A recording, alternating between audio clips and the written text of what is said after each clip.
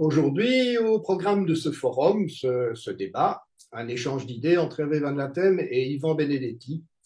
Ils vont évoquer devant vous les thèmes d'actualité, mais aussi ces thèmes vus sous l'angle nationaliste. Pour ça, nous avons deux intervenants. Le premier, Yvan Benedetti, qui a 57 ans, c'est un militant nationaliste de longue date qui, en son temps, était président de l'œuvre française. Puis, quand son mouvement a été dissous, il est passé au PNF comme responsable au Parti national français, nationaliste français. Le deuxième intervenant sera notre ami Hervé Van Latem, 57 ans lui aussi, également militant depuis bien longtemps. Il a également été aussi l'un des fondateurs du mouvement Nation en 1999 pour être plus précis, et son président de 2016 à 2021.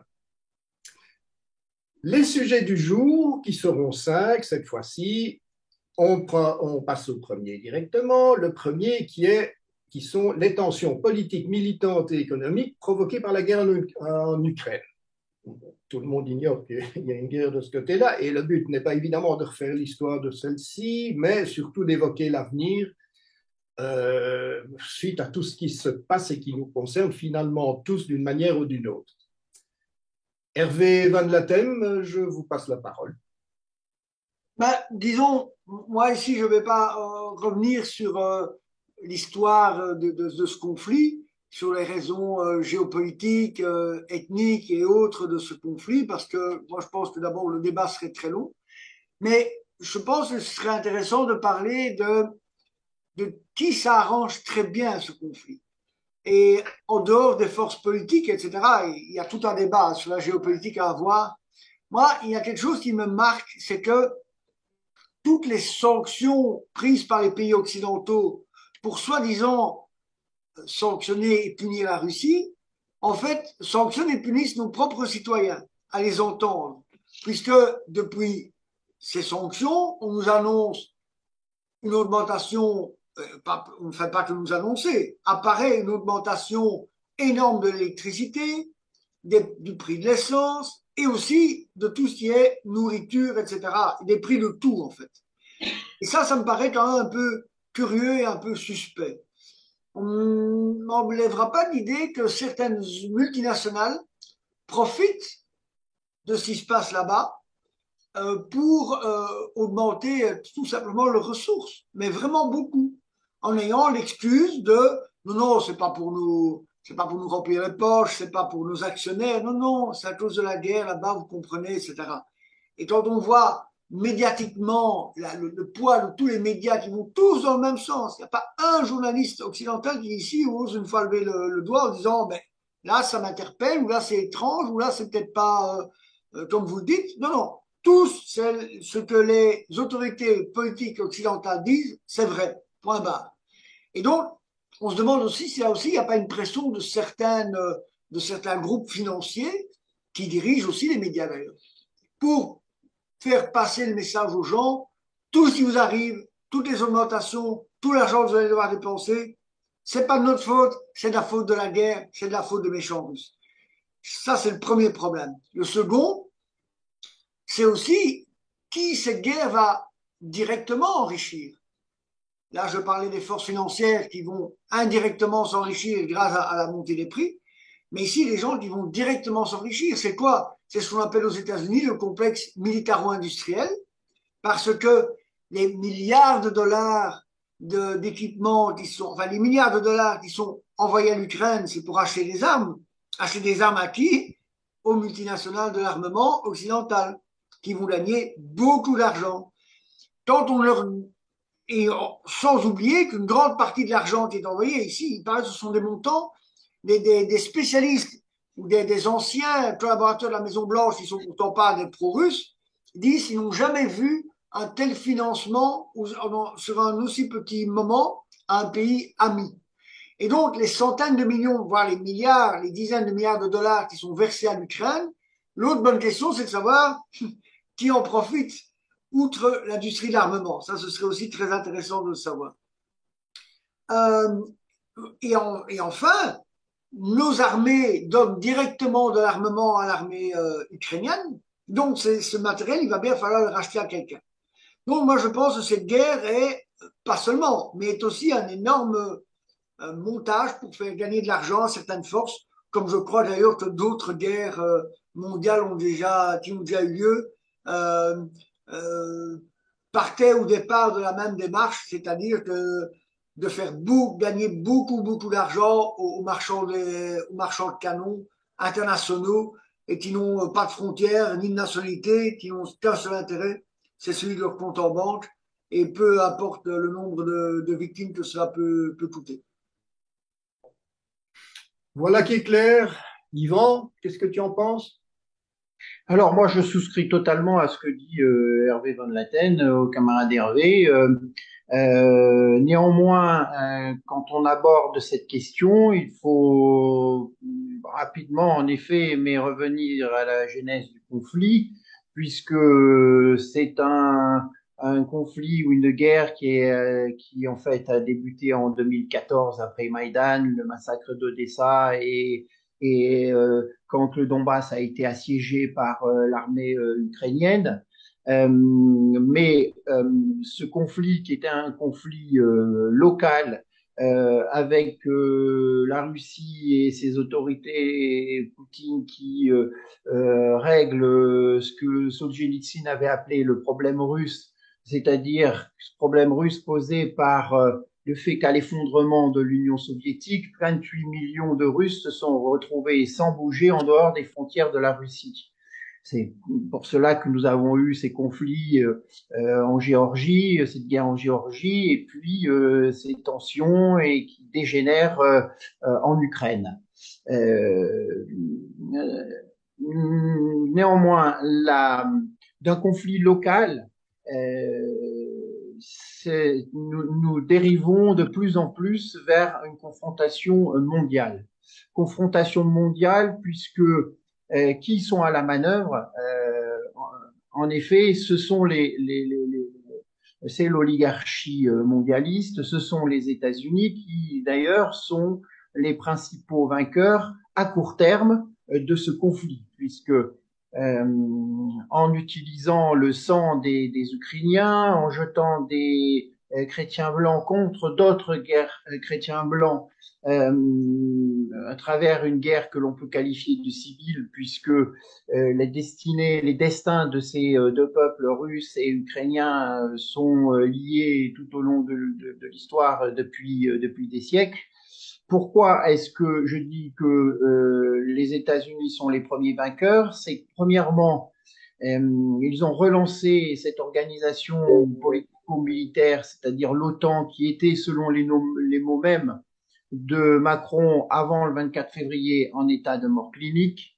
Ils ont coupé l'Europe et notamment l'Allemagne de l'approvisionnement en gaz russe, puisque l'Allemagne et les deux pays qui dépendaient le plus du gaz et du pétrole russe, c'était l'Allemagne et l'Italie. Ils ont réussi à travers ce conflit à couper l'Allemagne de son approvisionnement russe pour vendre eux-mêmes non seulement des armes, et on connaît le poids du complexe militaro-industriel de l'État profond américain, et je ne reviendrai pas là-dessus puisqu'Hervé a bien développé tout ça, mais ça leur permet de vendre leur gaz de schiste, leur gaz liquéfié à des prix très importants, à tel point même que ils rachètent, c'est-à-dire les Yankees rachètent du gaz aux Russes pour le vendre en ayant multiplié le prix par 4 à l'Europe. Ce dont le maire, ministre de l'économie du gouvernement Macron, de la Macronie, s'est plaint tout récemment. Donc, les premiers vainqueurs, ce sont les États-Unis qui ont réussi à unifier les pays d'Europe autour des intérêts, de leurs intérêts, en les coupant de l'approvisionnement du gaz russe. Le deuxième vainqueur de cette histoire, c'est la Commission européenne et c'est l'Union européenne, puisqu'on assiste à un formidable coup d'État fédéraliste, je dirais, qui avait commencé, qui n'a pas débuté avec ce conflit, mais qui avait commencé avec la première affaire de sidération des opinions publiques en Europe, c'est-à-dire du Covid-19 84, puisque je vous le rappelle, la Commission européenne avait négocié et acheté dans l'opacité la plus totale les vaccins qui ont été distribués en Europe, puisque les contrats faramineux concernent, je crois, plus de 2 milliards de doses de vaccins pour un montant avoisinant les 26 ou 27 milliards. On a un autre coup d'État de l'Union européenne en la matière, donc avec l'interdiction des chaînes et des médias plutôt pro-russes qui auraient pu apporter une analyse qui aurait pu pondérer, qui aurait pu nuancer le récit qu'en font les médias occidentaux, c'est-à-dire l'interdiction de Sputnik et de Russia Today sur tout le territoire de l'Union européenne. Et la troisième chose qu'il faut dénoncer, c'est l'achat directement par la Commission européenne d'armes à livrer à l'Ukraine. Donc on a un véritable bond en avant dans le processus fédéral d'union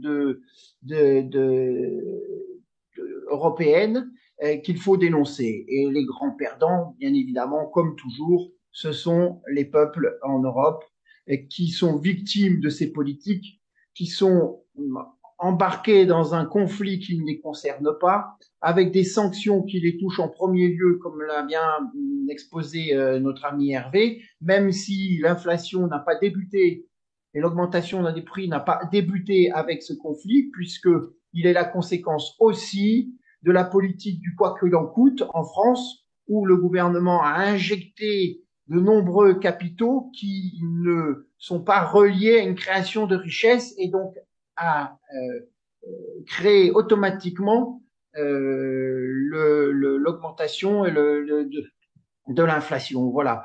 Donc, je pense qu'il est important de rappeler que nous n'avons rien à voir avec ce conflit, que ces sanctions nous touchent directement. Donc, il faut demander l'arrêt de cette guerre qui ne bénéficie qu'à l'oligarchie mondiale.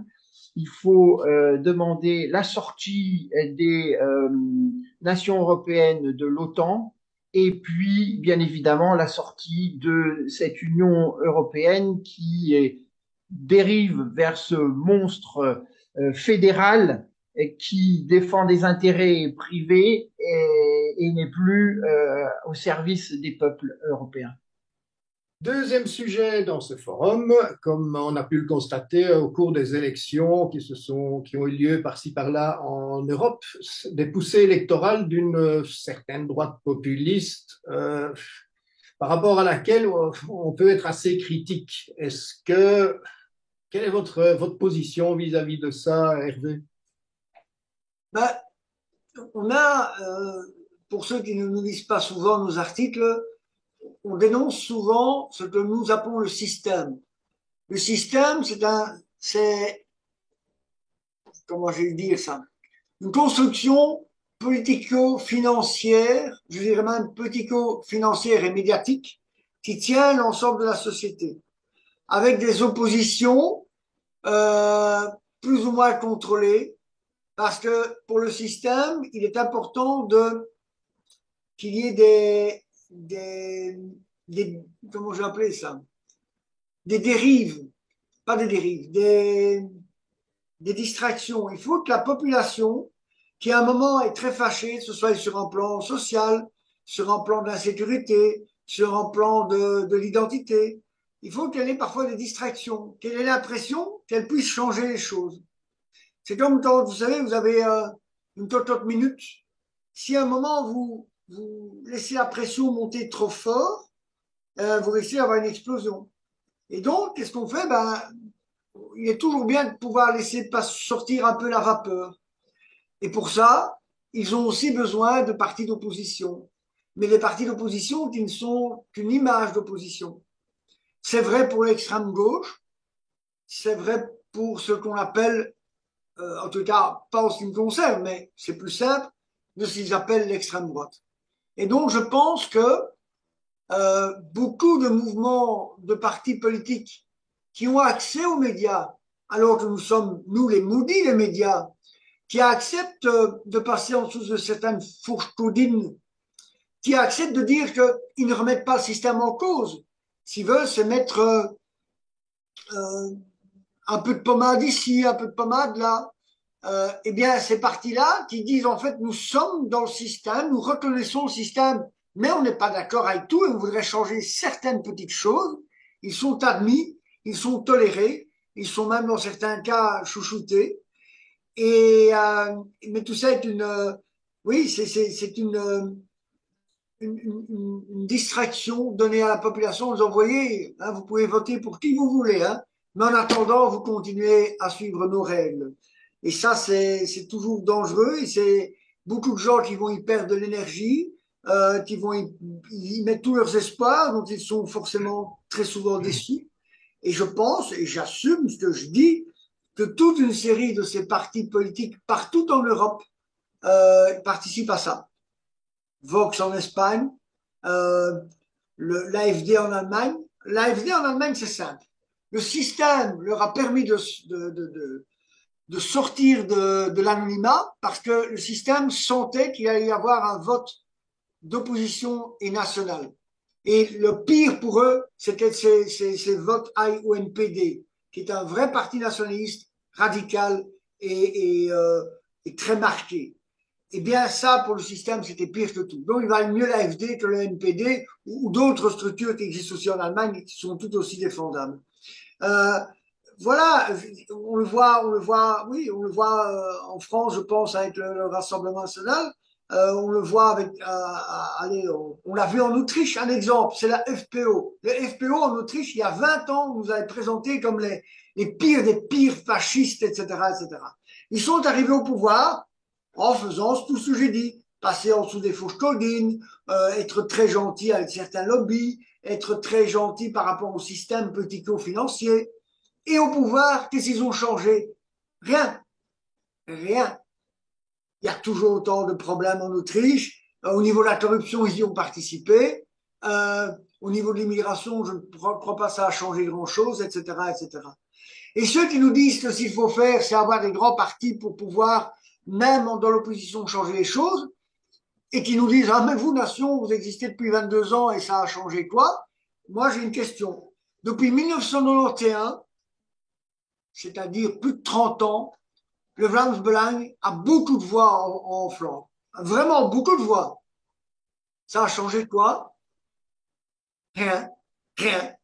Parce que ce sont des voix qui vont tout le temps oui, dans un cul-de-sac. Et donc, nous pensons que ces formations-là, dont la plupart des membres sont des gens bien, hein, c'est pas ça la question, hein, il y a plein de gens, ça part d'une bonne intention, etc., etc.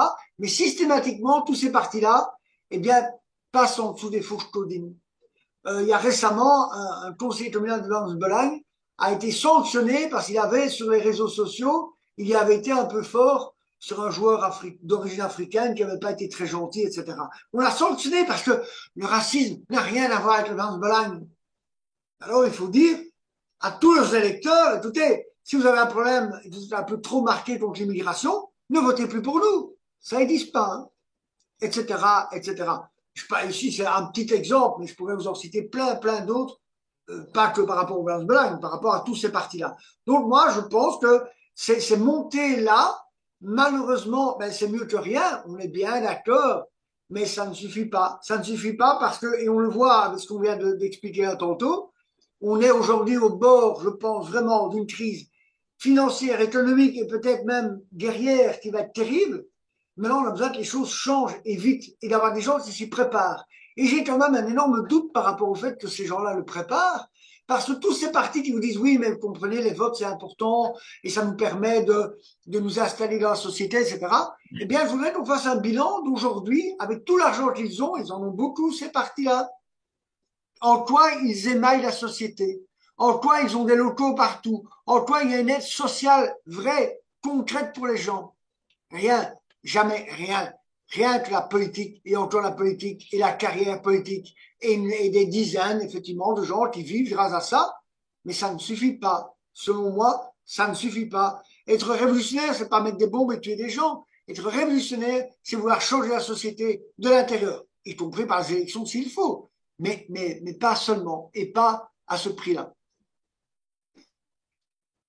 Bien. Yvan, des partis populistes finalement bien utiles au système, tu penses?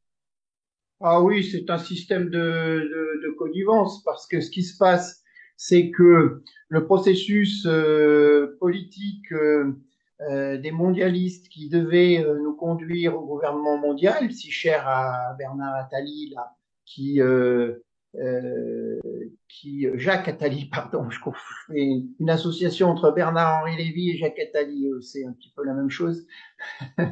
Mais oui, ce gouvernement mondial qui nous annonce comme inéluctable, eh bien, ce processus est bloqué parce que toutes les instances qu'ils ont mises en place après la Seconde Guerre mondiale, aujourd'hui, se trouvent à l'arrêt parce que la Russie a un poste permanent à l'ONU et qu'elle a un droit de veto et qu'elle bloque toute forme de résolution qui va dans ce sens.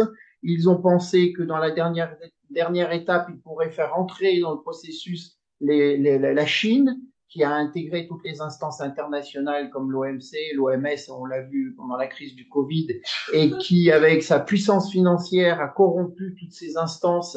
Et aujourd'hui, avec un, un, un chef comme Xi Jinping est en train de purger sa tendance oligarchique au sein du Parti communiste chinois, on voit qu'ils sont à l'arrêt. Et donc, ils doivent faire appliquer un plan B qu'ils ont appelé ce grand reset. Et ceci est possible par la sidération des opinions publiques à travers des faits d'actualité comme le Covid-19 84, comme l'Ukraine, c'est je suis Charlie, c'est je suis masqué, je suis confiné, je suis vacciné et maintenant je suis ukrainien. Il y a de la place pour aucune nuance dans le récit de l'oligarchie. Donc, c'est une forme de fuite en avant et d'accélération du processus. Et là, ils pensent qu'ils vont trop vite. Et aujourd'hui, on assiste sur toute la planète, pas uniquement en Europe. Je vous fais remarquer que ce soit au Brésil, que ce soit aux États-Unis avec le phénomène Trump, on assiste à une réaction des peuples qui se rebellent et se révoltent. Donc, il faut capter la colère populaire sous peine de se retrouver confronté à ces révolutions importantes. Et le moyen le plus simple, c'est d'utiliser des oppositions contrôlées à travers ces mouvements qui sont dans le système, qui sont promus par le système, mais qui ne sont pas la solution. C'est un petit peu, il faut que tout change pour que rien ne change. Et tous ces mouvements-là profitent de la publicité que leur dispensent les médias du système, pendant que les véritables révolutionnaires, ceux qui incarnent un ordre nouveau, celui des nations, du rétablissement des nations historiques, eux, sont non seulement laissés dans l'anonymat et l'oubli le plus parfait, mais sont victimes de répression terrible. Et partout en Europe, vous le voyez, des représentants d'une alternative au système en place sont jetés en prison, sont victimes de procès multiples, d'amendes. Et ici en France, vous savez que de nombreux résistants, dissidents, appelez-les comme vous voulez, ont été obligés de s'exiler.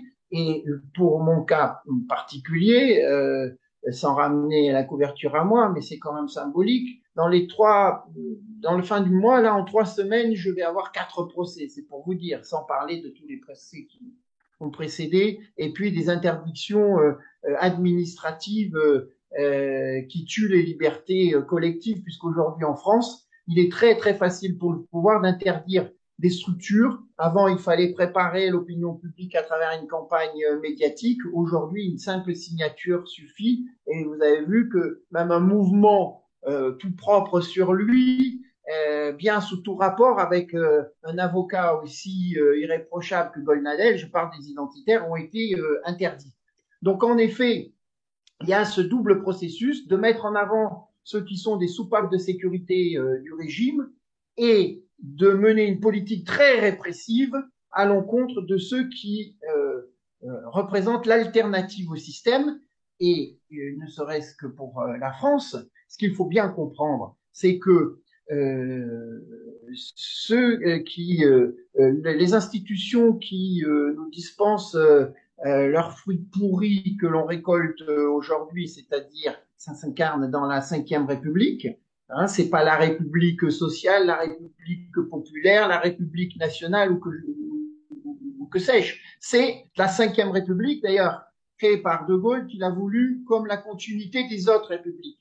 Donc, si on conteste la Ve République, la République, elle se place dans une longue lignée de 4e, 3e, 2e et 1re République, révolution bourgeoise de 1789. Donc, si nous voulons combattre le mal à la racine, et c'est la fonction première des nationalistes qui s'attachent aux causes et non pas aux effets, alors que les populistes, justement, tous ces mouvements s'attachent aux effets avant de combattre les causes, eh bien, il faut revenir à 1789 et à la Déclaration des droits de l'homme qui a fait de l'homme un dieu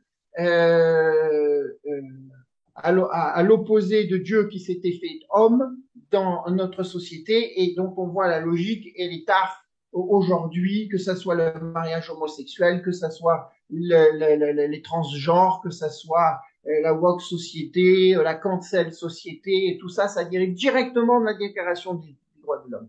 Donc, quand un corps est malade, il ne faut pas s'en tenir aux cellules malades, par un corps atteint par le cancer. Il ne faut pas combattre uniquement les cellules malades, ce à quoi s'attachent les partis populistes, mais il faut revenir à la cause du mal, c'est-à-dire à la tumeur cancéreuse qui dispense son poison au quotidien. Et ça, c'est le rôle des nationalistes, c'est le rôle des révolutionnaires que nous sommes. Si je peux me permettre juste une belle illustration de ce gîte qui vient de se passer il y a quelques semaines en Belgique, où suite à une affaire judiciaire manifestement montée ou grossie de manière excessive par rapport à un groupe d'individus qui étaient effectivement avaient peur que la société s'effondre et disaient il faut s'y préparer, etc. Et qui manifestement s'y préparaient un tout petit peu. Avec CFRS, peut-être, sans doute des armes détenues illégalement, mais plein d'armes détenues légalement aussi. Et chez qui il y a eu des opérations policières très fortes, totalement hystériques, avec des unités spéciales qui ont fait exploser les portes, qui sont rentrées le matin, etc., etc. Un des gars a été abattu. Alors, officiellement, la police dit oui, c'est lui qui a tiré le premier. Il y a des rumeurs qui courent que ce ne serait pas vraiment le cas. Que de deux, peut-être que le garçon qui avait un métier lié à la vente d'or a cru qu'il était attaqué. En effet, il habite dans une commune où il y a régulièrement des attaques armées, soit des attentats même menés par des milieux mafieux liés à la drogue, dont les patrons sont bien connus, mais dont eux, les portes explosent rarement, dû à la police en tous les cas. Et qui a été en plus, donc on n'est pas sûr qu'il avait compris que c'était la police. Donc en plus, on lui a envoyé des unités spéciales wallonnes à Anvers. Donc les voisins ont raconté aux journalistes, et ça les journalistes flamands l'ont dit quand même, qu'ils ont entendu des injures en français contre le suspect, qui a finalement été abattu. Et donc de toute cette affaire où on vous dit que c'est l'extrême droite, que c'est des terroristes, qu'après le parquet dit oui, mais non, d'extrême droite, on ne sait pas, ils étaient contre le système, mais voilà. Et terrorisme, on pense qu'ils avaient un projet, mais on n'en sait rien. Et il y a eu un mort, pas un parti à part nation, pas un parti dit nationaliste, et en particulier nationaliste flamand, qui devrait se sentir visé quand même, enfin visé, sensibilisé à ça, puisque un flamand a été abattu une police nationale, mais qui venait d'ailleurs, et qui est en plus la cible principale, parce que toutes ces magouilles judiciaires, c'est la même chose qui est arrivé avec ce fameux militaire, Jürgen Konings, qui était aussi chassé par la police et l'armée entière sous prétexte qu'il allait faire un attentat, alors que le pauvre gars, c'était dans un moment un peu dépressif, s'était suicidé quasiment tout de suite après sa fuite. On nous avait monté une histoire délirante sur le terrorisme d'extrême droite. Ça a foiré parce qu'en fait, la personnalité de ce monsieur est devenue populaire. Ça, c'était pas prévu. Et maintenant, cette deuxième affaire du terrorisme devait évidemment faire peur à tous les braves flamands en particulier pour qu'ils votent pas Vlaams Belang. Ça a manifestement foiré aussi puisque cette affaire médiatique a disparu des médias à cause du mort et à cause des circonstances. Mais en attendant, c'est le Vlaams Belang, évidemment, enfin, c'était les résultats électoraux de Vlaams Belang qu'on visait, et rien. Pas un mot. Pas un mot en disant simplement c'est une honte, c'est un scandale, que c'est un montage, il y a une victime qui peut-être avait fait des actes illégaux, mais méritait-il d'être abattu? Rien ne le prouve malgré ce qu'on nous raconte. Hein. Mais peu importe, au moins un parti politique qui a des dizaines d'élus devrait dire on voudrait au moins avoir un peu plus de lumière sur cette histoire-là. Rien, rien. De toute façon, on va pas se fâcher avec le système qui nous tolère. En tout cas, c'est pas mon point de vue, c'est le point de vue de ces gens-là. C'est clair. Voilà. Oui, c'est très important ce que tu dis parce que les pouvoirs publics ont besoin de donner le change avec ces attentats islamistes très violents. Ils ont besoin de donner le change en faisant croire qu'il existe un terrorisme d'extrême droite. Donc nous avons à dire et à répéter à nos amis, il faut être prudent dans l'expression que vous donnez à votre mécontentement, votre sainte colère sur les réseaux sociaux, parce que tout sera utilisé pour créer un semblant de terrorisme. Il suffit de quelques armes parce que vous êtes chasseur, parce que vous êtes tireur sportif ou simplement parce que vous êtes passionné d'armes à feu. Quelques propos sur les réseaux sociaux, déconnexion de 2 ou 3 personnes, et s'il y a des anciens policiers ou toujours en activité ou des anciens militaires ou des militaires toujours en activité, ils vont monter ça pour créer auprès de l'opinion publique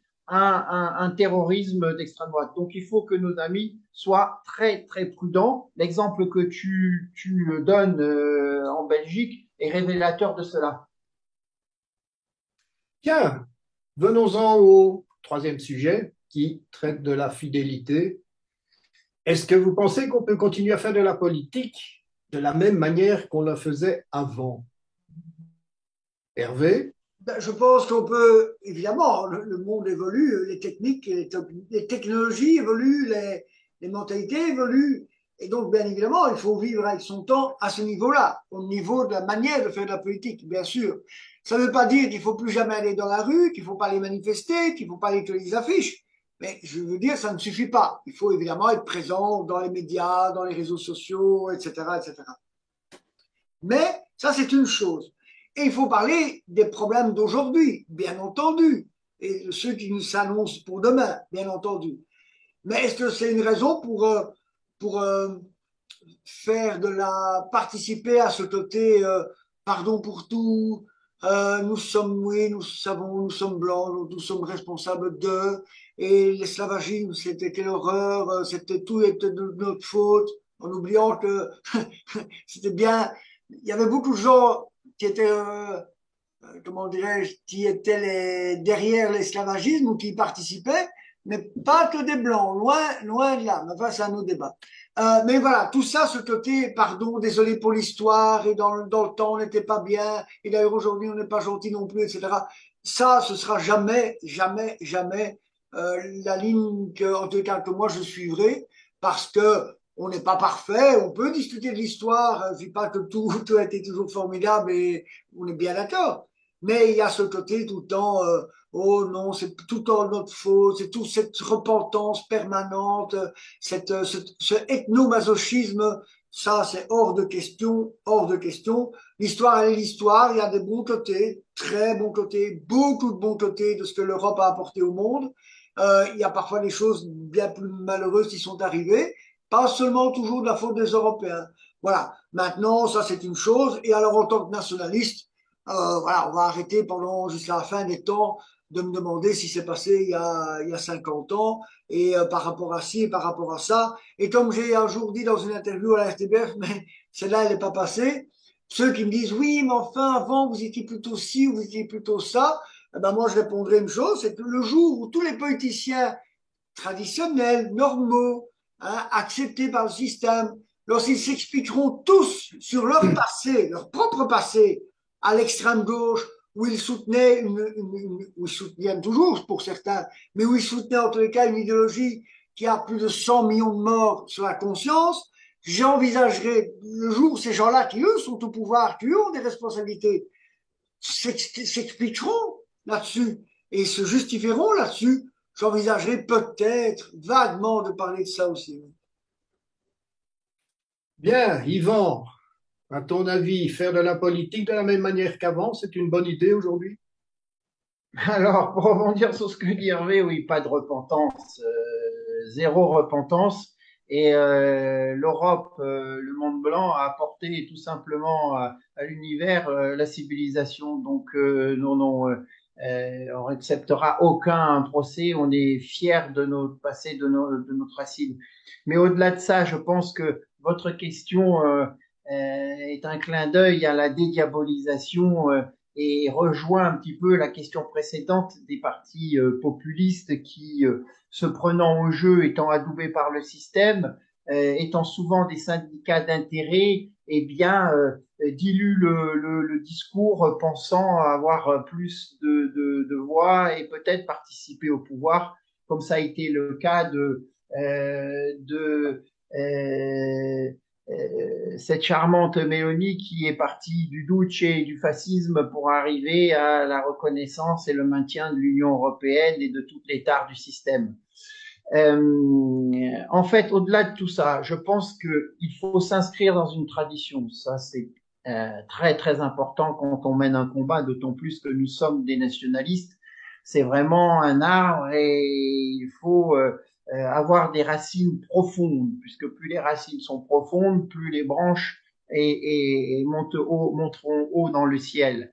Mais au-delà de tout ça, je pense que ce que nous vivons aujourd'hui est très très important. Vous savez, on a l'habitude de dire que le XXe siècle a commencé en 14 à Sarajevo.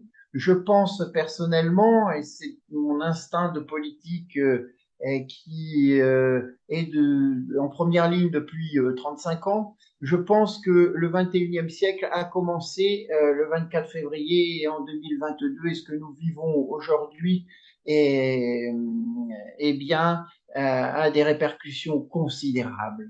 Je pense qu'on ne peut plus aujourd'hui raisonner selon les références du XXe siècle et les références d'après-guerre. Les paradigmes ont totalement changé et sur quoi je m'appuie pour dire ça, eh bien, ce sont des anecdotes. Vous savez, euh, j'ai fixé comme feuille de route pour les nationalistes de mener un combat total, global et mondial. Un combat total tant spirituel que temporel, parce que en face de nous, nous avons des totalitarismes, que ce soit le talmudisme, que ce soit l'islamisme, que ce soit l'oligarchie mondiale. C'est un combat global. Les conséquences de ce combat total, c'est qu'il faut conquérir l'État, faire triompher notre révolution nationale, mais aussi il faut reconquérir Rome, qui est le siège justement de la capitale de notre civilisation, la Rome antique et la Rome catholique, auquel on a substitué Jérusalem, qui est la capitale de la terre promise étant le monde entier. Et donc, dans ce combat-là, eh bien, nous menons ce combat à échelle mondiale, c'est-à-dire qu'il y a une ligne de fond qui traverse toute la planète et qu'on se retrouve sur la même ligne de front qu'avec des nations et des régimes dont qui sont si opposés à ce que nous sommes. Je pense par exemple à l'Iran avec son front de la résistance et son gouvernement islamique qui n'a rien à voir avec ce qui est notre projet de société. Je pense à la Russie de Poutine qui est un équilibre entre un monde libéral, libéral, communiste, avec la référence à la Grande Guerre patriotique, mais aussi nationaliste. Je pense à la Corée du Nord. Je me suis rendu en Corée du Nord, ce petit peuple de 28 millions d'habitants qui tient tête à ses voisins et à l'oligarchie et aux États-Unis. Je pense qu'on est sur la même ligne de front que toutes ces nations, même si nous adhérons pas à leur modèle de société, puisque il y a autant de nationalisme qu'il existe de nations, et nous devons retrouver, nous, chacune de nos nations, notre identité propre et retrouver cette unité de destin dans l'universel, qui est singulière à chacun des peuples, à chacune des nations. Quand je me suis rendu en Corée du Nord, parce que chaque fois qu'on me dit il ne faut pas aller là-bas, ils sont très très méchants, que ce soit en Iran, que ce soit au Liban, que ce soit il y a 10 jours en Russie, ou même en Corée du Nord. Donc, je me précipite pour aller voir ce qu'il en est réellement. Quand j'étais en Corée du Nord, la société touristique qui nous accompagnait nous a fait visiter la zone démilitarisée, mais vue en y accédant par le nord, bien évidemment. Vous savez, c'est ce méridien qui coupe la Corée en deux et où se fait le cessez-le-feu parce que officiellement la guerre n'est pas terminée entre le nord et le sud. Et nous étions accompagnés par un officier de l'armée nord-coréenne. Alors, comme touriste, vous avez essentiellement des Chinois et l'officier était très intéressé par ces Européens, ces rares Européens qui venaient en tourisme dans son pays. Donc, il est monté avec nous pour savoir un petit peu pourquoi nous étions là, ce que nous pensions. Et au retour de la visite de la zone démilitarisée, il m'a demandé ce que j'en pensais. Je lui ai dit, vous m'excuserez, mais moi je suis français et il faut toujours raisonner en français, ne jamais se dénationaliser ou de prêter la main à toute forme de dénationalisation, comme disait Brasillac. Je lui ai dit, vous m'excuserez, mais je suis français et quand j'ai visité cette zone démilitarisée, j'ai été obligé d'avoir une pensée pour tous ces soldats français du bataillon français de l'ONU qui vous ont combattu et qui ont été d'ailleurs très très courageux, se sont couverts de gloire sur ce champ de bataille. Donc vous m'excuserez, mais j'ai pensé aux miens et aux Français. Et cet officier nord-coréen a eu cette réponse incroyable qui m'a marqué dans le combat que nous menons. Il m'a dit, the past is the past, just build the future together. Le passé est le passé, construisons l'avenir ensemble. J'ai trouvé que c'était des paroles qui étaient très, très politiques. Et quand je me suis retrouvé à Moscou ou dans le Donbass comme observateur international, j'étais avec des militants du Parti communiste brésilien, j'étais avec des militants de l'ANC et de Mandela, vous voyez un petit peu le monde qui nous oppose politiquement, mais on se retrouvait sur cette question de l'analyse de la guerre aujourd'hui qui se déroule en Ukraine. C'est pour ça que je vous le dis, croyez-moi que plus rien n'est comme avant. Il faut s'inscrire dans une tradition, c'est très important. Il faut avoir une cohérence de pensée et d'action, mais nous devons avoir l'esprit ouvert dans ce qu'il se passe parce que nous allons affronter des périodes où ça va secouer sec et nous aurons des opportunités de renverser la situation. Donc, il ne faut pas commettre l'erreur que faisait Maurras et que lui reprochait Barrès en France en lui disant « j'ai peur que vous formiez des durs petits esprits ». N'ayons pas l'esprit enfermé dans une cage.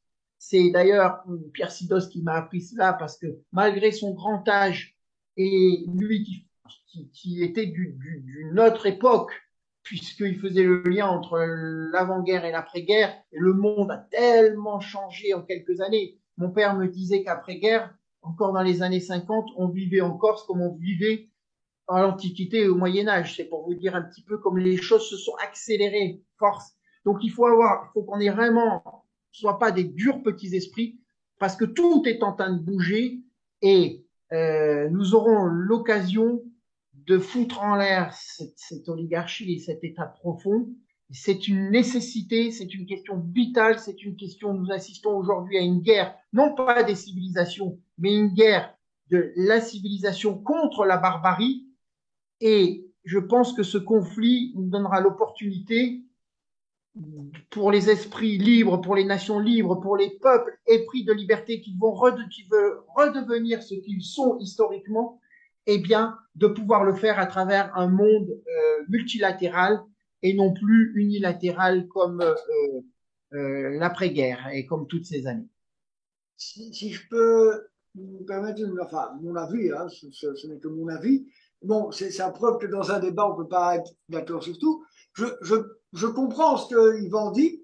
Je voudrais quand même rappeler deux choses. C'est que la barbarie, elle est aussi en Corée du Nord. C'est un régime communiste, encore aujourd'hui, où il y a eu des famines, où il y a eu des choses vraiment pas bien. Et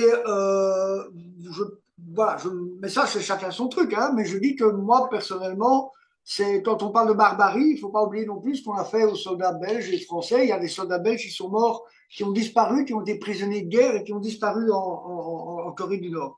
Donc, je peux difficilement avoir de la sympathie pour ces régimes-là. Maintenant, vous me passerez l'expression, quand ils niquent les Américains, ça me fait sourire, hein, les choses soient claires, hein, donc j'ai pas de problème avec ça. Mais voilà, ça, je voulais dire, en tout cas, par rapport à moi, je respecte ce que dit Yvan, il n'a pas tort dans l'absolu, dans la géopolitique. Mais il faut faire attention qu'un jour, ces gens-là ne deviennent pas un problème aussi. Ça, c'est de un. Et de deux, je vais terminer après. Deux, aussi le côté, quand le gentil officier nord-coréen nous dit, te dit, faut oublier le passé, il faut penser à l'avenir, c'est pas faux. Le problème, c'est aussi l'argument qu'utilisent certaines forces en Europe en disant, OK, bon, si c'est passé, etc., mais maintenant nous sommes tous frères et nous sommes tous et on va tous dans le même. Il faut faire relativement attention à ça. C'est un avis. Je ne dis pas que je suis pas. Je pense qu'Yvan a raison sur beaucoup de plans là, certainement sur la géopolitique et sur le fait que voilà que nos alliés officiels sont loin d'être nos alliés. Là-dessus, on est bien d'accord. Je dis simplement que la démarche de l'ennemi de mon ennemi est mon ami, c'est pas toujours vrai. En tout cas, il faut être très prudent. Voilà. Alors, je pense qu'il y a une confusion dans les esprits qui est permanente chez nous. C'est-à-dire que quand on n'est pas du côté ukrainien, on nous dit mais vous êtes pro-Poutine. Quand on regarde le grand mouvement en cours aux États-Unis de contestation de l'État profond, on nous dit vous êtes pro-Trump, ou en ce qui me concerne, on a dit tuer anti-Trump.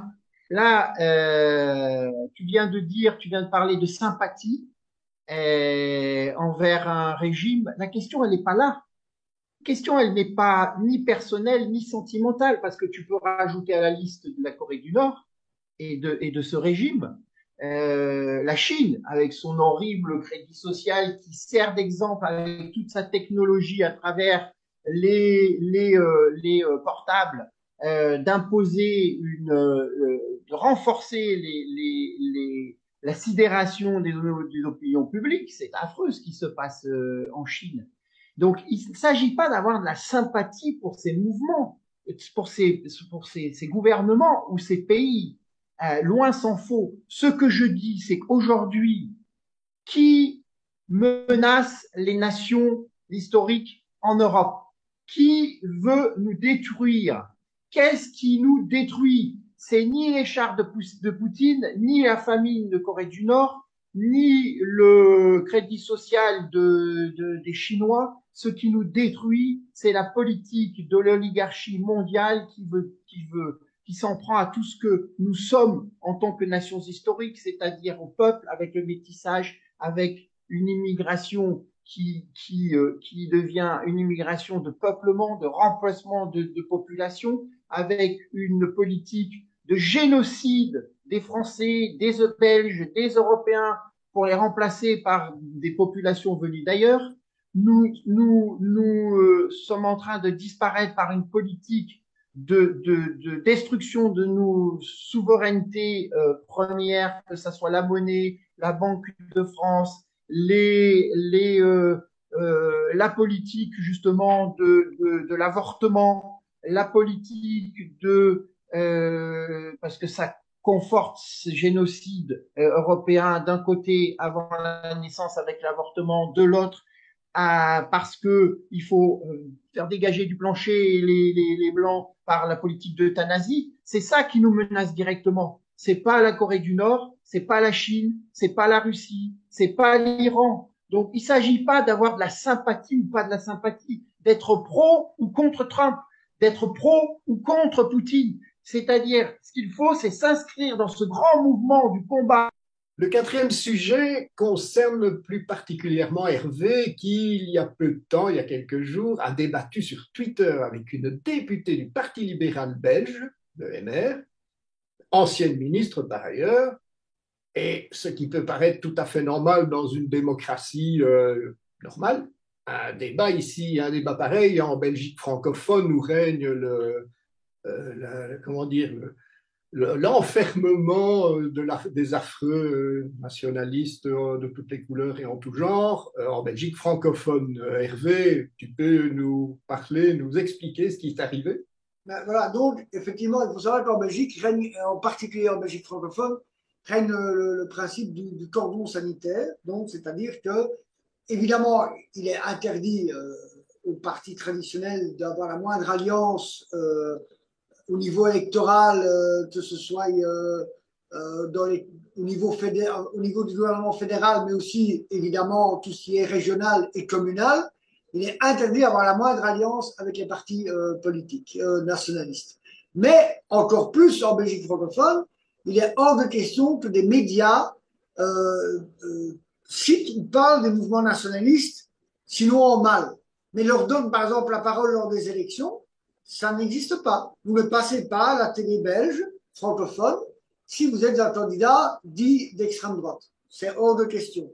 Il y a des cas même, les dernières élections auxquelles Nation a participé, eh bien, lorsqu'un journal local parlait des listes électorales, il disait il y a tel parti, genre les partis d'extrême gauche, évidemment, on les cite, les partis religieux, si vous voulez dire, on les cite. Et puis il disait, et il y a deux listes ou une liste d'extrême droite dont nous ne citerons même pas le nom. Ça, c'est quand même extraordinaire. Et évidemment, il est interdit également aux politiciens traditionnels il est hors de question normalement de parler ou de débattre avec des partis d'extrême droite. Il y a une exception, c'est effectivement, pour l'instant, le MR, puisque le président du MR, Georges-Louis Boucher, a fait un débat public à la télé, à la télé flamande, avec le président du Vlaams-Belang, qui est dans l'absolu normal dans une démocratie. Mais du côté francophone, mon Dieu. Et il y a quelques jours, effectivement, l'ancienne ministre libérale, Marie-Christine Marguem, a publié une vidéo où elle intervenait au Parlement, et quand c'est vrai et quand c'est bien, elle disait aux écolos, elle reprochait aux écolos d'imposer leur dogme idéologique, de dire voilà, qui êtes-vous, elle dit, pour obliger les gens à penser comme vous. Elle dit en tout cas, ce ne sera pas mon cas. Et j'avais pris la vidéo, moi il faut être objectif, hein, ce sont les adversaires politiques, les libéraux, mais quand quelqu'un du Parti libéral dit quelque chose de bien, c'est rare, mais ça peut arriver, j'ai repris la vidéo et j'ai dit, c'est bien dit, c'est dommage qu'il n'applique pas ça contre les gens, par rapport aux gens qui sont désignés d'extrême droite. Évidemment, c'est-à-dire que ce qu'elle reproche aux écolos, tous les partis traditionnels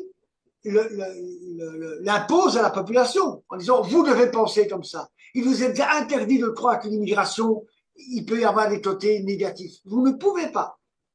Et bon, je mets ça. Et l'ex-ministre répond à mon tweet immédiatement, ou quasiment immédiatement, en disant qu'est-ce que vous entendez par là. Et j'explique ce que je viens de vous dire. Elle y a encore répondu. C'était une réponse un peu passe-partout, mais il y avait une réponse. Voilà.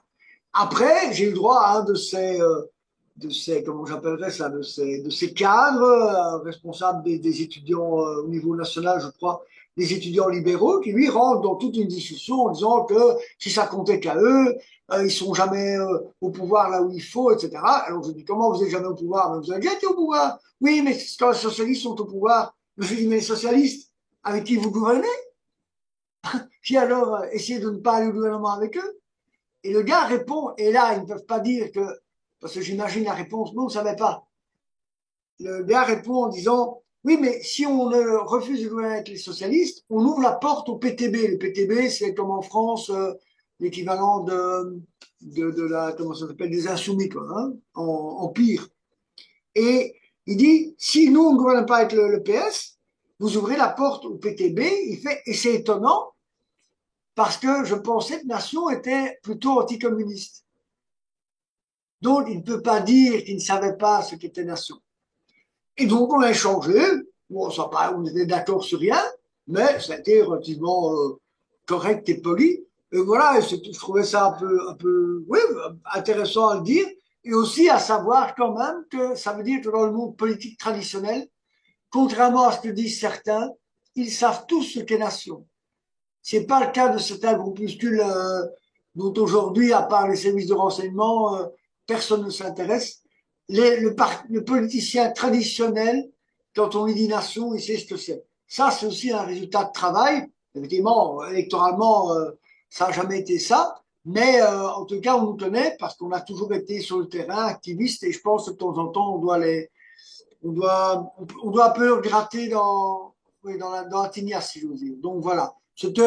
Voilà, on a insisté là-dessus parce qu'on trouvait ça un peu intéressant et surtout pour dire, ils ne peuvent pas dire qu'ils ne savaient pas. Parce que à partir du moment où il dit, hein, je vois une nation comme plus anticommuniste, c'est qu'il sait très bien qui on est. Et il a raison, nous sommes anticommunistes en effet, oui. Primaire, secondaire, je ne sais pas si vous pouvez trouver d'autres formules. Yvan, je ne sais pas si tu savais qu'il y avait un cordon sanitaire chez nous. Qu'est-ce que tu en penses? Ah, le cordon sanitaire, il est permanent, c'est ce qu'on disait. euh, c'est un cordon sanitaire qui favorise les mouvements populistes avec la répression. Donc, quand on arrive un petit peu à, à briser, à couper ce cordon sanitaire, il faut en profiter. C'est évident. Et bien sûr qu'ils connaissent nation est légitime. Vous savez, en politique, la légitimité elle se trouve dans le service du bien commun et dans la durée. Et Nation dure, Nation a toute légitimité à mener le combat en Belgique. Donc ils savent très bien qui est Nation et ses responsables. Très bien. Cinquième et dernier sujet, et ça concerne plus particulièrement Yvan, qui a été comme témoin assisté au référendum organisé dans les territoires du Donbass, qui avait été repris par les troupes russes, comme tout le monde le sait. Est-ce qu'un tel référendum est crédible sur un terrain qui finalement est occupé militairement? Oui, alors le statut officiel, c'était observateur international du processus électoral du référendum des quatre provinces de l'Est et du Sud de l'Ukraine. En effet, la question se pose, est-ce qu'on peut organiser un référendum alors que les armes ne se sont pas tues? En fait, quand vous regardez les résultats, c'est très cohérent, puisque c'est entre 87% et 98-99%. Ça entérine un état de fait. Le vote, il a eu lieu avant, et je dirais que les populations ont voté avec leurs pieds, puisque ceux qui sont russes ou russophones ou pro-russes, eh bien, se sont réfugiés à l'Est, et ceux qui sont pour un nationalisme entre guillemets, parce qu'il y aurait beaucoup à dire, ukrainien, eh bien, sont à l'ouest de cette ligne de front. Donc, si vous voulez, une frontière, de toute façon, c'est toujours le résultat d'un rapport de force, que ce soit un rapport de force diplomatique, mais souvent un rapport de force militaire. Donc, ce référendum et les résultats correspondent peu ou prou à cette division qui existe dans l'Ukraine entre les Russes qui sont à l'est et les Ukrainiens, les Galiciens, parce qu'en fait, on nous dit que c'est un pays uniforme du point de vue des populations. Non, il y a beaucoup de minorités, donc grande majorité est ukrainienne et parle l'ukrainien. Il y a une forte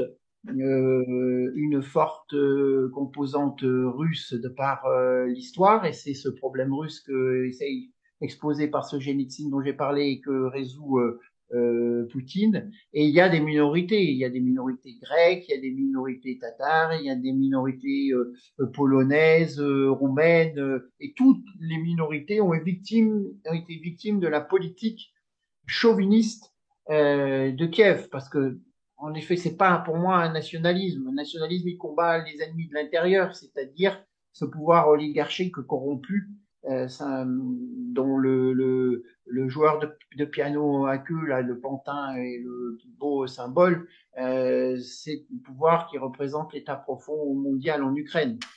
Le plus grand malheur de l'Ukraine, c'est un pays riche, c'était 20% du PIB de l'Union soviétique, et c'est un pays qui n'a pas de frontières naturelles. Donc, il a toujours été envahi par la puissance dominante qui convoitait les richesses. Aujourd'hui, la puissance dominante, ce sont les Yankees, et ils viennent et pillent les richesses ukrainiennes. Vous avez vu que les terres des paysans russes ont été vendues aux grands fonds de pension et aux grands trusts américains, que ce soit Monsanto ou BlackRock. Donc en fait, ces référendums ne sont que le résultat d'une situation politico-militaire et sont très cohérents.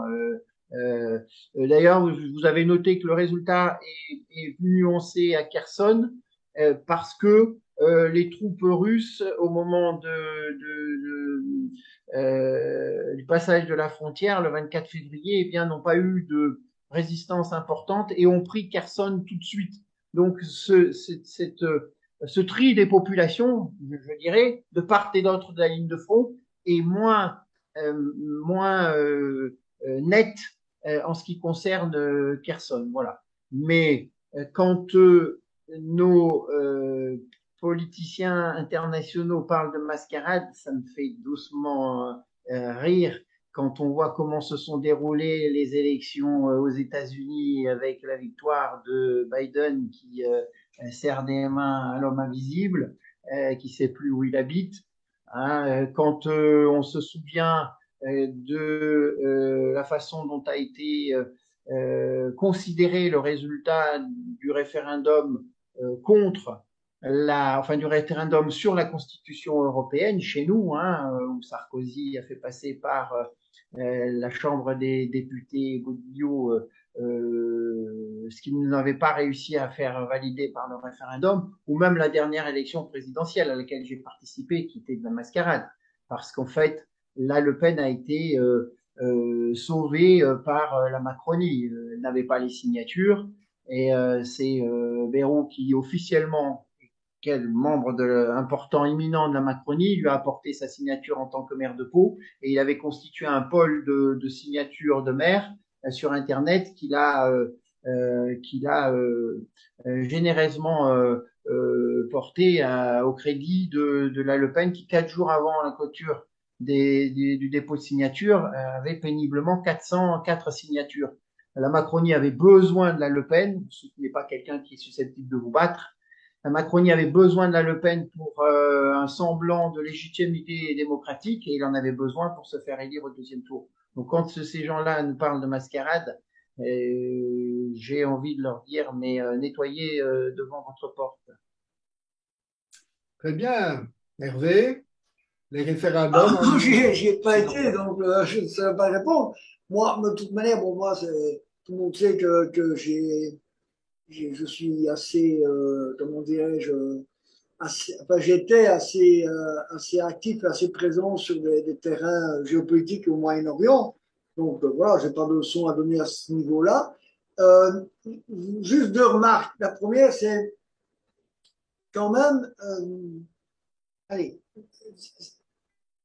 l'analyse, enfin, la position du mouvement Nation, c'est en fait le drame qu'il y a là-bas, parce que avant tout, c'est un drame. Hein. C'est un drame pour les populations russophones du Donbass, c'est un drame aussi pour les populations ukrainiennes. Et il y a une très belle expression, je pense que Yvan l'a utilisée, mais en tout cas, elle se répète souvent, c'est que effectivement l'Occident est prêt à se battre jusqu'au dernier Ukrainien. Hein. Donc ça, c'est terrible, mais c'est comme ça. Euh, j'ai quand même l'impression que là, ce sont deux forces mondialistes qui s'opposent. Mais effectivement, il y a une force mondialiste parce que l'idée de l'Empire soviétique, l'idée même de l'eurasisme, etc., c'est une version du mondialisme. Mais c'est un mondialisme qui aujourd'hui ne nous n'amène pas le multiculturel, si vous voyez ce que je veux dire, en Europe de l'Ouest. Le mondialisme qui l'amène, c'est le mondialisme américain. Le, le, le, le modèle de société décadent c'est amené aujourd'hui par les Américains. Hein. Je rappelle que les gay pride, la LGBT, etc., à Kiev, ils font ce qu'ils veulent. Enfin, ils faisaient ce qu'ils voulaient. À Moscou, c'est quand même loin d'être le cas. Hein. Quand même, il faut quand même équilibrer les choses. Hein. Donc voilà. Maintenant, je pense qu'autour de Poutine, il y a aussi pas que des nationalistes, il y a aussi des oligarques, il y a aussi une politique de la Russie par rapport à certains pays au Moyen-Orient qui est très modérée, si vous voyez ce que je veux dire. Donc voilà, je veux dire, moi je pense que c'est plutôt des forces mondialistes qui s'entretuent et qui utilisent évidemment le nationalisme dans les deux sens. Je rappelle quand même que Zelensky dit que Poutine c'est un nazi, mais Poutine dit qu'il veut libérer l'Ukraine du nazisme. Enfin, vous voyez, c'est quand même, ça c'est mon avis, c'est quand même la propagande mondialiste des deux côtés. Mais il y a un mondialisme qui a déjà, qui est en train de détruire l'Europe de l'Ouest, et l'autre, pour l'instant, il n'a pas fait grand-chose contre nous. Voilà, ça c'est un fait évident. Mais là, je vais revenir sur un autre sujet qui recoupe un peu ce qu'on a parlé là tantôt des partis populistes, etc. Un truc, alors on peut penser ce qu'on veut de ça, mais un truc qui est extraordinaire, c'est de voir comment avant la guerre, de nombreux partis populistes européens allaient ramper à Moscou pour avoir des soutiens, de l'argent, etc. Et à la minute où la guerre a commencé, oh Poutine, quelle horreur. C'est typique. Et ne me dites pas que oui, mais ils ont sacrifié leurs alliés parce que non, ils sacrifieront leur population pour la même chose. Ces gens-là ne veulent pas de problème. Et quand leur lien avec la Russie, qui était aussi justifiable que d'autres ont des liens avec d'autres pays, si vous voyez ce que je veux dire, mais leur lien avec la Russie, ils l'ont tout de suite nié, ils l'ont tout de suite mis de côté pour ne pas se faire taper dessus par le système politico-médiatique à ce sujet-là. Eh bien, ils feront la même chose lorsque la défense, la soi-disant défense de leur propre population, eh bien, devrait les pousser à avoir des ennuis, eh bien, ils arrêteront tout de suite. Voilà. Je trouve que c'est une très très bonne remarque. Confère la Le Pen qui, lors de l'élection précédente, avait été reçue comme un chef d'État par Poutine et elle avait même bénéficié d'un financement à travers un prêt d'une banque affiliée à la Russie pour pouvoir se présenter. Et on a vu en effet, dès que il y a eu cette sidération de je suis ukrainien, comment elle a tourné le dos et a craché sur celui qu'elle avait, dont elle avait sollicité un adoubement international lors de la présidentielle. Ça, c'est très, très, très, très bonne remarque. Après, je voudrais nuancer sur la première partie de ton propos quand tu dis que c'est deux mondialismes qui s'affrontent. Je ne pense pas. Pour faire court, c'est compliqué, mais pour faire court, la société russe est traversée par trois courants aujourd'hui. Le courant libéral dont Poutine était le représentant à Saint-Pétersbourg, derrière Sobchak, hein, qui était le maire de Saint-Pétersbourg, son prof en université, donc il a été formé par les libéraux, mis en place par les libéraux pour qu'il n'y ait pas de poursuite judiciaire à l'encontre de tous ces oligarques et ces politiques qui avaient fait preuve de prévarication et qui avaient spolié toutes les richesses, volé toutes les richesses de la Russie à l'effondrement du communisme. Donc Poutine est un représentant de ces forces libérales qui sont héritées de toutes ces années Yeltsin. Vous avez un deuxième courant qui est fort, c'est le courant communiste, le courant bolchevique. Et en effet, il y a dans toutes les grandes villes russes ou même en Crimée, j'ai visité les statues de Lénine. Poutine est le représentant de ces courants bolcheviques puisqu'il était issu du KGB et ensuite avait a dirigé l'héritier, c'est-à-dire le FSB. Donc il est le représentant de ce courant aussi, est un des représentants de cette force dans la société russe, c'est-à-dire le communisme. Et il y a une troisième force, un troisième courant dans la société russe, c'est le patriotisme. Il ne faut pas parler de nationalisme puisque la Russie est un empire, hein, il y a 89 nationalités, il y a 50 langues. Donc, mais on peut, puisque nous, ça nous parle plus, on peut parler de nationalisme. C'est le troisième courant de la société russe aujourd'hui et c'est un courant qui est consubstantiel à l'orthodoxie. Et Poutine représente aussi ce courant puisque il a révélé qu'il avait été baptisé clandestinement par sa mère quand il était petit, qu'il a essayer de porter sa croix le plus souvent possible et que c'est un patriote puisque c'est un militaire. Donc Poutine est réellement à l'équilibre des forces en présence qui traversent la société russe. D'ailleurs, lors de la dernière présidentielle, vous aviez 3 candidats. C'était Poutine, c'était le candidat du Parti communiste et c'était Zhirinovsky qui représentait le courant nationaliste. En sachant que, en bon KGBiste, Poutine n'accepte pas toute opposition qui ne soit pas contrôlée. Donc, elles sont toutes sous contrôle. Hein. Mais ça représente les courants de la société. Et aujourd'hui, ce qui se passe, c'est que avec toutes les sanctions qui ont commencé en 2014, hein, puisque par exemple la carte Mir, qui est un système de paiement alternatif au système Switch qui est aujourd'hui interdit en Russie, eh bien, c'était développé après les premières sanctions contre la Russie en 2014 avec l'annexion de la Crimée. Avec ces sanctions, eh bien, ce qui se passe, c'est que la Russie est en train de se purger de ce pôle libéral. C'est-à-dire qu'avec les sanctions, ils sont obligés d'aller chercher en réaction les forces vives au sein de ce qu'ils sont en tant que Russes. Et ce pôle libéral est en train de se purger, de s'affaiblir. De même pour le communisme et le bolchevisme, même si vous avez des statues de Lénine dans toutes les villes, même si dans le Donbass, ils ont des références pour beaucoup au communisme, à la faucille et le marteau, au drapeau rouge qu'on m'a sorti d'ailleurs quand j'étais dans un bureau de vote à Kherson. Ce courant communiste de la société russe est en train de passer. Il passe à mesure que le temps, justement, que l'histoire fait son effet. On était entouré de jeunes qui étaient à notre service en tant qu'observateurs, et c'était des jeunes très intéressants parce que menant des études de géopolitique, universitaires, politiques. Et quand on se retrouvait devant les statues de Lénine, je leur ai posé cette question. Mais pour vous, quel est le symbole de ces statues de Lénine? Qu'est-ce que ça représente pour vous? Et les réponses étaient toujours les mêmes.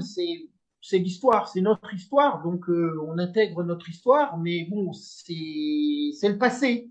C'est un peu le construisons l'avenir ensemble, quoi. Tout ça, c'est le passé. Et en plus, le communisme a un problème de cohérence aujourd'hui. C'est que la Russie se retrouve en guerre avec un pays dont les frontières ont été décidées, frontières très artificielles ont été décidées par les bolcheviks, hein, Lénine et Staline, c'est-à-dire l'Ukraine. Donc, reprenez le discours de Poutine le 24 février, il critique le bolchevisme en ce sens que ça a créé un pays artificiel qui aujourd'hui se retourne contre eux. Et puis la deuxième incohérence, c'est qu'ils se réfèrent en permanence, et je leur ai dit à ces jeunes, si vous vous référez en permanence à la grande guerre patriotique, hein, de lutte contre l'envahisseur national-socialiste, mais qui est le vainqueur de la guerre patriotique? C'est Staline, c'est pas Lénine. Où sont les statues de Staline? Staline a été propulsé en dehors de l'histoire russe, même s'il garde quelques nostalgies, parce qu'il y a eu la déstalinisation. Donc le pôle communiste est en train de passer tout doucement. Et qu'est-ce qui reste? Il reste cette force nationaliste qui grandit, d'autant plus que le pays est en guerre. Vous savez que quand le pays est en guerre, Poutine a fixé lors de son dernier discours place rouge lors de l'annexion des 4 provinces. L'ennemi, il a dit que l'ennemi c'était les États-Unis, c'est l'OTAN, et qu'il fallait que les peuples européens se rebellent contre leurs peuples qui trahissaient leurs intérêts, et que que les pays pauvres se rebellent contre justement l'oligarchie mondiale qui détourne les richesses et dont ils sont les victimes, endossant là un petit peu le côté tiers-mondiste du communisme d'avant. Le nationalisme est en train de se renforcer, à tel point que, par exemple, Le Monde a fait un article en s'inquiétant de la montée des antisémitismes en Russie, alors que Poutine a toujours été très nuancé dans sa politique avec Israël et puis s'appuyer sur les Lubavitch, si vous voulez. Donc, ce point d'équilibre qui était symbolisé par Poutine, d'équilibre entre les libéraux, les communistes et les nationalistes, est en train de se déplacer très rapidement, avec toutes ces sanctions, vers le nationalisme. Et je ne pense pas que la Russie d'aujourd'hui ou de demain porte un mondialisme. Au contraire, il est confronté à un mondialisme, à l'oligarchie qui veut les détruire, et que Poutine, comme il l'a fait en Géorgie en regroupant les Russes dans 2 républiques, il n'est pas allé très loin dans sa politique, puisqu'il a regroupé les Russes dans 2 politiques en Ossétie du Sud, en Abkhazie, il pouvait les regrouper, aller jusqu'en Arménie, qui est aussi son allié naturel contre l'Azerbaïdjan, qui a chassé violemment les Russes qui étaient présents dans cette ex-république. Il traite le problème russe, qui est la défense des intérêts des Russes en Ukraine, tout simplement. Donc je nuancerai, ce que je vois pas le même regard que toi sur les mouvements en cours profonds au sein de la société russe. Et ce que nous soutenons, c'est pas Poutine, hein. Moi, je suis français. Donc, c'est les intérêts français qui comptent pour moi. C'est pas les histoires russes ou Poutine ou pas, même si j'admire quand même un homme d'autorité, en regard quand on le compare à tous ces chefs d'État occidentaux, que ce soit les Trudeau, les Draghi, les Macron, qui se ridiculisent en permanence. Bien Mais sûr, en tant que Français, je ne suis pas, je le répète, pro-Poutine. Ce que je soutiens, c'est ce mouvement qui traverse la société russe, qui va du libéralisme, du communisme d'hier, du communisme avant-hier, du libéralisme hier, vers le nationalisme d'aujourd'hui et de demain. Voilà. Un peu comme le même processus qui se déroule aux États-Unis, où il y a une contestation de l'État profond, que ce filou de Trump a pris la tête, parce que ne serait-ce qu'il a l'indépendance financière qui lui permet de mener ce combat. On soutient ce mouvement profond aux États-Unis de contestation de l'État profond, c'est le cas de le dire. On ne soutient pas Trump, hein, bien évidemment. Voilà, enfin, ce qui me concerne. Et moi, je suis français, je vois les intérêts français et les ennemis qu'on a en face. Eh bien voilà, ce 5e sujet clôt le forum de ce jour. Hein. Vous avez évoqué de nombreux points d'actualité avec des réflexions toutes plus intéressantes les unes que les autres. Bien sûr, ce sont des sujets très chauds qui reviendront encore, à mon avis, plus d'une fois dans nos forums et nos réflexions en question. Mais je vous invite, j'invite tous les spectateurs à nous rejoindre pour la prochaine fois avec d'autres invités, bien entendu. Au revoir. Merci de votre accueil et merci de l'invitation.